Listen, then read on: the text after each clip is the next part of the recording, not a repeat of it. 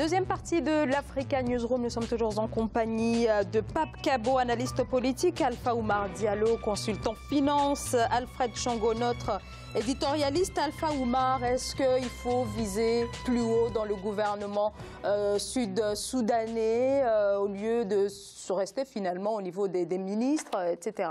En fait, je pense qu'au niveau des sanctions, quand on regarde ce que fait la communauté internationale, à chaque fois c'est petit à petit. Ils ne touchent pas tout de suite à la tête. Ils visent d'abord ses plus proches conseillers, ses plus proches collaborateurs, pour que peut-être ceux-ci arrivent à le convaincre que la situation est devenue dramatique et que si rien n'est fait, c'est eux-mêmes qui vont en subir les conséquences. Et en plus, que le président se dise, ok, si on sanctionne tous ceux qui sont auprès de moi et que rien n'est fait, au final, c'est moi qu'on va atteindre. Donc du coup, je pense que la communauté nationale va step by step pour arriver à leur objectif, mais je pense qu'au fur et à mesure que la situation va s'aggraver, au fur et à mesure que la communauté internationale aussi va essayer de frapper plus fort. C'est-à-dire, comme je disais tout à l'heure, on peut sanctionner le président Kiir, mais en plus, on peut aussi dire, on peut annexer le pays, faire en sorte que de faire des zones de limitation, comme cela a été fait en Côte d'Ivoire quand il y a eu la rébellion, la France s'est engagée, comme elle s'est engagée en Centrafrique, elle s'est engagée au Mali, les États-Unis peuvent faire la même chose, comme d'ailleurs les États-Unis l'ont fait en Sierra Leone quand il y a eu la rébellion dans les années 90. Alors, ce n'est pas non plus les mêmes intérêts au Soudan du Sud. Donc, voilà, est-ce que le fait que la communauté internationale ne fasse pas évoluer sa politique, sa diplomatie par rapport au Soudan du Sud, est-ce qu'il n'y a pas aussi une question d'intérêt derrière? Les États-Unis, on sait que partout où il y a le pétrole, les États-Unis n'hésitent pas à venir parce qu'ils savent à la fin, quand il y aura la paix, ils ont un État qui a suffisamment de richesses pétrolières et à qui il va présenter les factures. Donc, du coup, si rien n'est fait, les États-Unis n'hésiteront pas à venir imposer leur paix et à la fin dire ok, l'intervention pour la paix nous a coûté tant, rendez-nous notre argent. Ce n'est pas exclu. Hein. C'est ce que les États-Unis font au Moyen-Orient et n'essaieront pas de le faire en Afrique. Hein. D'autant plus mais que je pense... Oui, non, mais je pense effectivement que par rapport au Soudan vraiment du Sud, le problème est que, l'initiateur justement de la scission, de la partition de ce pays et de l'accession à l'indépendance, ce sont les États-Unis. Ils sont en même temps conscients qu'ils ne peuvent pas aller plus loin que ce qu'ils sont en train de faire maintenant parce que la population sud-soudanaise est en train de souffrir et souffrirait encore si on allait au-delà de ces quelques sanctions symboliques qui sont en train d'être prises. Parce que les États-Unis sont engagés aussi sur d'autres terrains qui sont les plus porteurs pour eux, la Corée du Nord, la Chine, etc. Là, c'est vraiment pour marquer simplement le coup. Il ne faut pas non plus oublier qu'ils sont en train de se rabibocher avec Bachir, donc au Soudan du Nord. Donc pour eux, effectivement, l'enjeu est plus de ce côté-là que du côté du Soudan du Sud, mais ils voudraient effectivement que ce soit les Nations Unies, vous voyez, ils déportent la responsabilité sur les Nations Unies, mais en même temps qui interpellent l'IGAD et puis l'Union africaine, parce qu'on n'arrête pas de le dire ici. On vous dit agenda 2063, mais voilà, ce sont les Africains qui doivent être à l'initiative. Mais l'initiative, c'est par là déjà, où un pays qui a été créé de toutes pièces ne dispose de rien, mais on ne voit pas concrètement quels sont les leviers sur lesquels l'IGAD et l'Union africaine s'appuient pour amener tous ces acteurs politiques-là autour de la table et se dire prenons notre responsabilité en tant qu'élite politique sud-soudanaise pour travailler pour le bien-être de nos populations. Et c'est d'ailleurs une honte que ce soit les ONG qui interviennent pour subvenir aux besoins des populations sud-soudanaises. Ça c'est de la responsabilité des États et en particulier du Soudan du Sud. Pape Kabo? Je suis du même avis qu'Alfred pour ce qui concerne l'inertie de l'Union africaine, pour ce qui concerne la situation qui prévaut au Soudan du Sud. Mais je pense qu'en tout cas, que pour sortir de cette situation, il faudra effectivement continuer à la fois la dissuasion, les démarches diplomatiques, mais aussi les sanctions sont pour moi inévitables. Surtout pour ceux qui fautent, parce qu'ils perturbent toute une zone et ils entraînent de l'instabilité. Surtout que ceux qui en souffrent le plus, ce sont des populations vulnérables pour lesquelles les droits humains impose une protection aux autorités. Donc, de ce point de vue-là, je pense que les Nations Unies n'hésiteront pas à élever le niveau des sanctions si besoin est.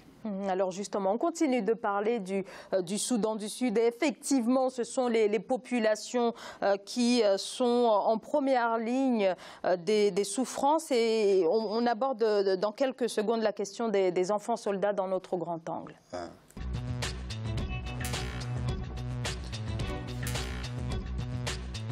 Alors, combattants, espions, démineurs ou encore kamikazes, ils sont 250 000 enfants à travers le monde à être enrôlés de force dans les groupes armés. Le tiers de ces enfants soldats se trouvent sur le continent africain et c'est précisément le cas au Soudan du Sud où l'on dénombre près de 19 000 enfants soldats. Et récemment, et grâce à un accord de paix signé il y a 2 ans entre les principaux groupes armés et le gouvernement, enfin des premiers résultats puisque 200 enfants ont pu être libérés, démobilisés et ramenés directement auprès de leur famille. Siamlo, Victoria Sedji. Dans la région sud-soudanaise de Pibor, 210 enfants soldats ont été libérés des griffes de la guerre. C'est grâce aux efforts déployés par la mission des Nations Unies au Sud-Soudan et d'autres partenaires afin de lutter contre les recrutements d'enfants dans les combats entre les groupes armés. Certains avaient été pris de force, d'autres s'y étaient fait volontairement enrôler pour assurer leur survie suite au décès de leurs parents. La vie d'un enfant soldat était bien meilleure à la souffrance que je subissais dans certaines régions du Soudan du Sud. En tant qu'enfant, nous avions l'habitude de la famine. Personne ne nous donnait de la nourriture. Alors, j'ai intégré les groupes armés avec un objectif, combattre pour le Soudan du Sud afin qu'il puisse être hérité par d'autres. À ce jour, environ 728 enfants soldats sud-soudanais, dont 185 filles, ont été libérés. Nia Chwok, âgée de 14 ans, a passé 5 ans dans les zones reculées du pays en tant que messagère, cuisinière, porteuse et finalement combattante, servant dans les rangs d'un groupe armé proche de l'opposition.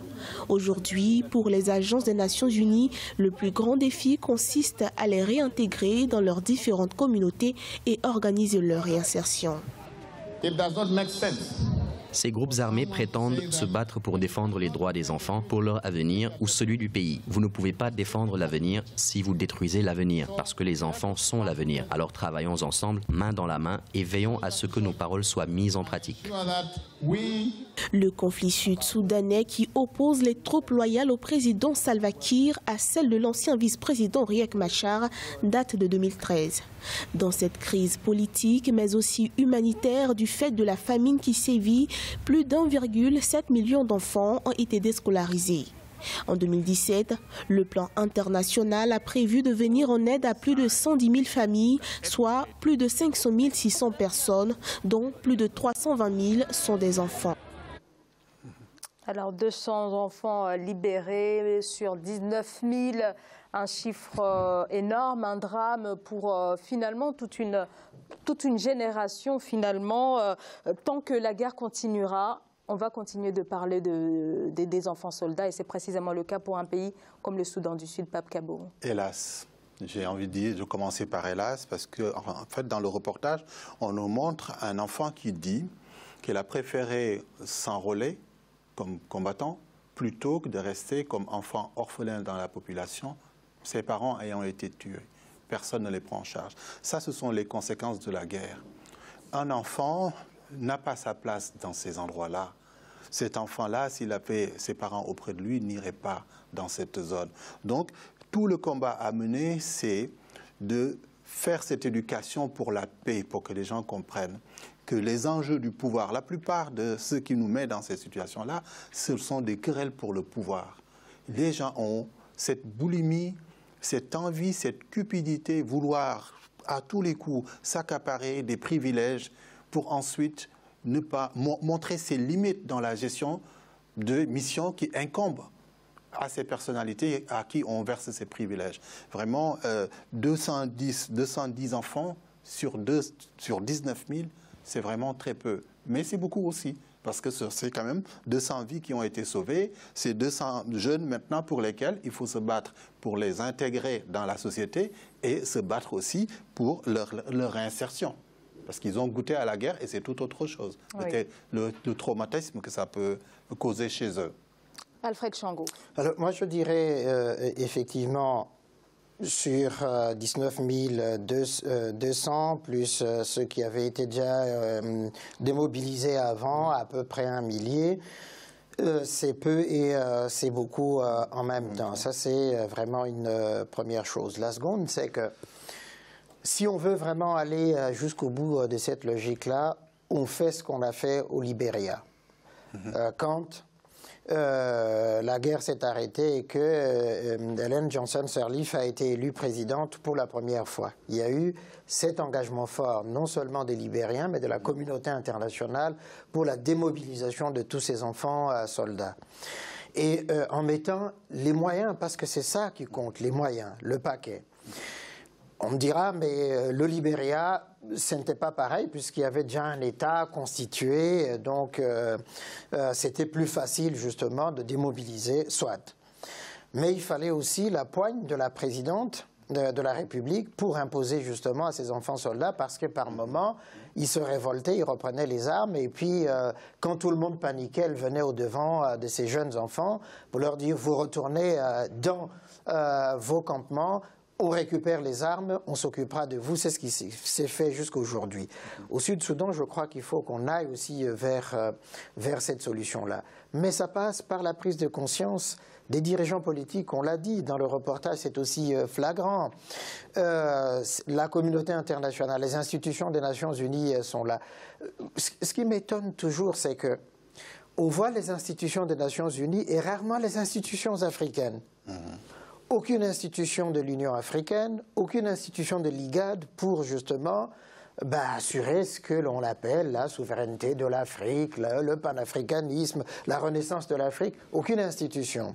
Et donc on délègue tout aux Nations Unies. Mais on ne peut pas se contenter simplement de substituer au fusil, à la Kalachnikov, le sac d'écolier. Encore faut-il qu'il y ait un environnement qui permette au sortir de cette politique de réinsertion, que les enfants trouvent du travail, qu'ils puissent se nourrir, qu'ils puissent se loger et qu'ils puissent être utiles à la société. Sinon, ils vont retourner dans le même cercle infernal. Oui, alors justement, quel avenir pour ces enfants alors que beaucoup s'interrogent si finalement ce sont des victimes ou bien des bourreaux. Donc là, au niveau de l'insertion, ça ne doit pas être facile et ça demande tout un accompagnement. Oui, bon, en fait, comme on disait au début, dans ce genre de conflit, les victimes, ce sont d'abord les femmes et les enfants. C'est très, très regrettable.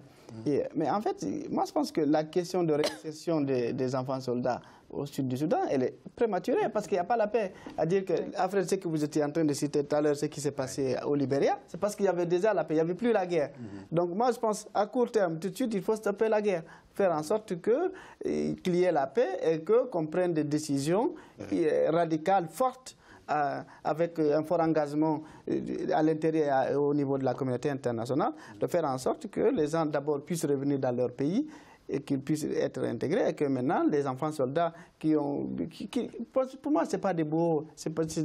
Non, ce n'est pas que ce sont des bourreaux, mais beaucoup s'interrogent. Et on l'a vu notamment dans le procès ouvert l'année dernière. Mais en fait, pour moi, ce sont des victimes parce que, bon... non, mais ils peuvent souffrir, ils peuvent être marginalisés, ces enfants-là. L'enfant dont Pape citait tout à l'heure, dans le reportage, c'est parce qu'il n'a aucune autre solution.